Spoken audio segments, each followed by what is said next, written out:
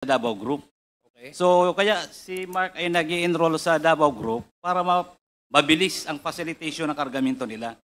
So yung 40,000 na sinasabi niya, yun yung may resibo lang na pumapasok sa customs.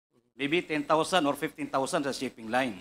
Then the rest of that ay doon na yung sa grupo ng Davao Group. Okay. So regardless na po yun kung anong klaseng kargamento ang papasok, which is kaya nag-proliferate ang illegal drugs, illegal pati na agricultural products, ang dami po noon. Kasi hindi ho kontrolado ng custom officials ang Bureau of Customs. It's the Davao Group that was controlling during that time. Okay. Congressman Yes, Adjong, please, just yes. I saw Major Cascolan nodding his head. Does that mean that you are confirming what Jimmy Guban is saying?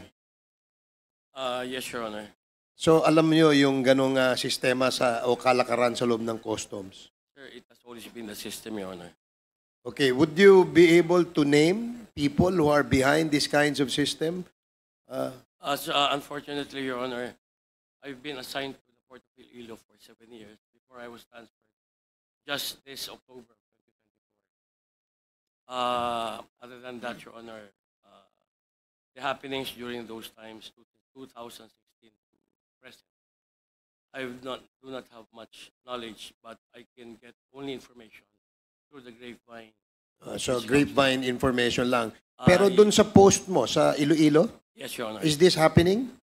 No, Your Honor, because the Port of Iloilo only just recently had containerized shipment.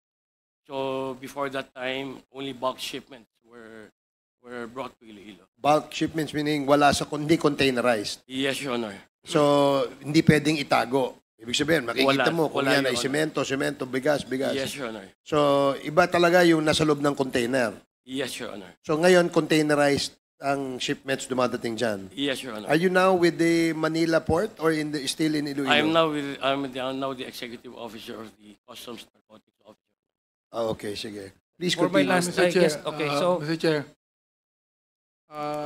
Congressman Abante. alam ko na marami rin ka rin alam. So, are you willing to talk to us in an executive session to tell us everything that you know? I will try my best to answer all your questions, Your Honor. Thank you. Please proceed. Yeah, Mr. Your Chair, last question. For my last question, I believe Mr. Guban, maski hindi ito ata kinwento or sinabi ni Mark as a form of responses sa aming mga membro ng committee, alam mo na may kalakaran na ginto. Tama po ba? Yung Davao Group, alam mo? Yes, Your Honor. Okay, even without his testimony or without his answers, you already know that there is a group called Davao Group operating within customs. Yes, Your Honor. Okay, sige. So, Mr. Chair, for my last, maybe Mark Taguba, do you still stand your position that you have no idea whatsoever na itong shipment na inarrange niyo ni Mr. Kenneth Ong na galing kay Hong something yung tapos kumuha ka na ng local consignee ay may lamang droga. Do you still stand with that? Wala po kaming alam. Wala kang kaalam-alam. Okay. Wala po talaga. Now, Mr. Chair, for my final manifestation, Mr. Chair, I would like to manifest, I guess, that the testimony of Mr. Taguba is in fact corroborated by Mr. Guban. Kasi alam niya maski hindi niya na in fact, before we invited Mark Taguba, Jimmy Guban already relayed to us portion of that kind of arrangement and what you call this, yung ganong klaseng pagpapalakad.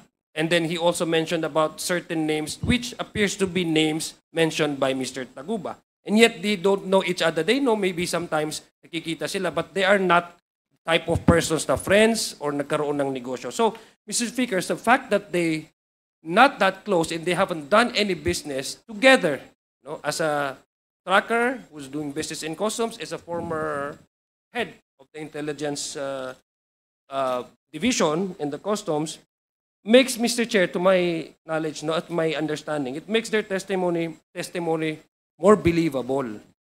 Because there's no reason for one of them to lie for the benefit of the other. Hindi naman magbe-benefit, Mr. Chair, si Mr. Guban kung mag-corroborate. So I think, Mr. Chair, it's like it's a parang ano, yung sinasabi po nila sa English na cut from the same cloth kung titingnan natin yung storya nila. So it makes it believable, Mr. Chair, because there's no point for either Jimmy Guban or Mark Taguba to lie to benefit either of the two, Mr. Chair. So, Mr. Chair, para sa akin po, we need to, apart from looking at the real scenario, who are the culpable persons involved in this kind of transaction, particularly the case of Mr. Guban and Mr. Taguba. I think I'm confident, Mr. Chair, no, I'm just saying this, that under the current leadership of our commissioner right now, and with all of this information coming out, this committee, Mr. Chair, this committee can help out, and I believe the current leadership of the Customs is really committed to really reform the Bureau of Customs and really strengthen our borders from protecting our streets from the entry of contrabands. And we do have confidence in the Bureau of Customs currently, and we do not want to help you out. Okay, so yun po, that's my last manifestation. Maraming salamat po, Mr. Chair. Maraming salamat, Mark. Maraming salamat, Jimmy. Okay, thank you, Congressman Adyong. The next interpellate is Congressman Paulo Ortega. You have 10 minutes. Thank you, Mr. Chair. I'll make it a little short because most of the questions have already been asked to Sir Taguba. Itong tanong po na to, pwede pong sagutin ni Sir Mark at ni Sir Jimmy kahit magkasunod po. Masasabi niyo po ba na nung time na yon yung Davao Group ang pinakamainit na grupo? Kumbaga sila yung pinakamagandang grupo na maging part ng negosyo o maging katrabaho nung time na yon? Yes po, Your Honor. Yes. Ikaw, Sir Jimmy, ano masasabi mo dun sa time? Yes po, Your Honor. Kumbaga, it is the hottest item in the menu, parang ganun, no? Yes, Your Honor. From the start, after the outtaking from Malacanang, ganun po ang Hanggang customs matapos. na kainit. Opo. Maraming salamat. Balikan ko lang, no, Mark, kasi na-mention mo na kanina from the questions posted by our honorable colleagues, our members. Itong Davao Group na to na kasama po si Tita Nani, Jojo Bacod, Congressman Pulong Duterte, and different actors. Masasabi mo ito yung composition ng Davao Group, Mark? Yes po, Your Honor. Sino masasabi mo na head o leader ng Davao Group na to?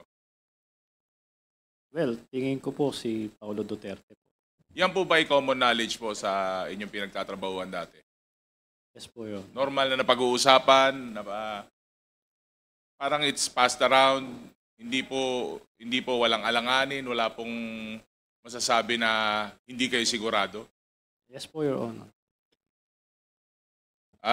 With that, Mr. Chair, I will end my short interpellation, but I'll add a brief manifestation kasi na-shock po ako dun sa sinabi ni Mr. Jimmy Guban, and I'd like to ask him kung pwede niya pong ulitin. Since, sabi niya po kasi, since time immemorial, nangyayari na po lahat ng mga to, not only with our problems with drugs, pero po nasabi niya po yung tungkol sa ating sa bigas or sa agricultural products. Tama po ba, Sir Jimmy? Yes po, Your Honor. So, Mr. Chair, siguro yung knowledge po na nalalaman ni Sir Jimmy tungkol po dito, not only with drugs, but not only with what we're tackling now, pati po dun sa bigas, will be a vital source of information po, lalo po sa ating Quintacom, Mr. Chair. So I would like to manifest na we should consider na adding as a resource person sa Quintacom si Mr. Jimmy Guban. Again, thank you, Mr. Chair, for the time. Okay, thank you, Congressman Ortega, for that short Mr. Chair. interpellation. Yes, Congressman Abante. If I can just advise Mark Taguba, no? You want to be a legitimate businessman, correct? Yes po, Your Honor. Huwag ka na mag-ano ng mga illegal pang kontrabando para hindi mo na kontakin pa yung Davao Group, di ba? Yes po, Your Honor. Inisipin mo yung sarili mo. Yun ang unang-unang dapat mong gawin. Oh. Yes po, Your Honor. At then, I would like to ask Mr. Chair if we can ask Mr. Taguba to submit to us his personal ledger. Doon nakalista yung mga pinagbigyan mo ng pera at kung sino-sino. Yes po, Your Honor. Meron ka bang notebook o listahan